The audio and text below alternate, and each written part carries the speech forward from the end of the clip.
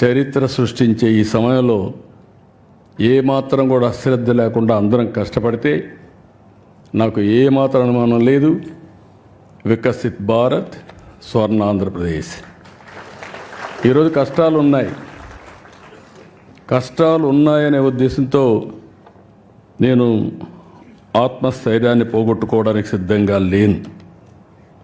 ఈరోజు మీరు చూసినప్పుడు ఇప్పుడే వెంకయ్య నాయుడు గారు చెప్పారు, మీరు ఓవర్ కాన్ఫిడెంట్గా ఉన్నారని చెప్పి. కరెక్టే, కానీ ఆశ ఉంది.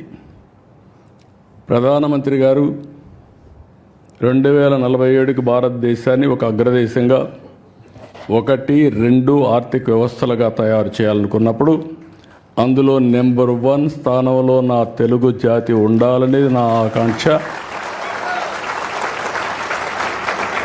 అదే సమయంలో ఈరోజు చాలా కష్టాలు ఉన్నాయి. నేను ఇప్పుడు కూడా వస్తూ నిన్న ఢిల్లీకి వెళ్ళి అడిగాను. నేను మార్నింగ్ కూడా ఒక మాట అన్నాను మినిస్టర్ గారితో. ఆవిడ ఎంత ప్రాంప్ట్గా నిన్న నాకు ఇబ్బందులు ఉన్నాయని చెప్తే, చెప్పడమే కాదు డైరెక్ట్గా నా ముందరనే ఫోన్ చేసి ఇమీడియట్గా ఫండ్స్ రిలీజ్ చేయమని, తర్వాత ఈ రోజుకి నాకు ఆ డబ్బులు కూడా వచ్చాయి.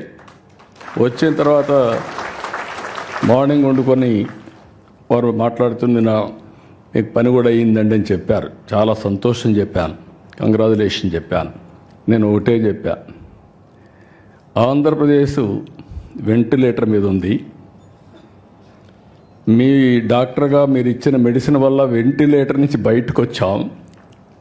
ఇంకా కూడా ఆరోగ్యం బాగుపడలేదు. ఇంకా కొన్ని రోజులు మీ ట్రీట్మెంట్ అవసరం మేడం అని చెప్పి మార్నింగ్ కూడా రిక్వెస్ట్ చేశా. పేషెంట్ వెరీ స్ట్రాంగ్,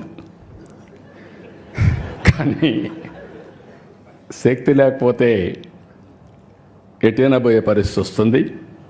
ఆ సరైన సమయంలో అటు ప్రధానమంత్రి గారు కానీ, కేంద్రంలో ఉండే మంత్రులు కానీ, ప్రత్యేకంగా ఫైనాన్స్ మినిస్టర్ గారు పూర్తిగా సహకరిస్తున్నారు. లేకపోతే ఏమాత్రం కూడా మనకు వెసులుబాటు లేని పరిస్థితి ఉండేది. అలాంటిది ఈరోజు మనస్ఫూర్తిగా మీ అందరి తరపున కూడా అభినందిస్తూ, కానీ ఆ శక్తి కూడా మనకు ఉండేది. మీరు చూస్తే 25 సంవత్సరాలు ఐటీ నేర్చుకొని ఈరోజు ప్రపంచమంతా వెళ్ళి, ప్రపంచంలో అన్ని దేశాల కంటే మన వాళ్ళు ఎక్కువ తలసరి ఆదాయం సంపాదిస్తున్నారంటే అది తెలుగు వారికి ఉండే శక్తి, సామర్థ్యం, పట్టుదల అని చెప్పి కూడా నేను మీకు తెలియజేస్తున్నా.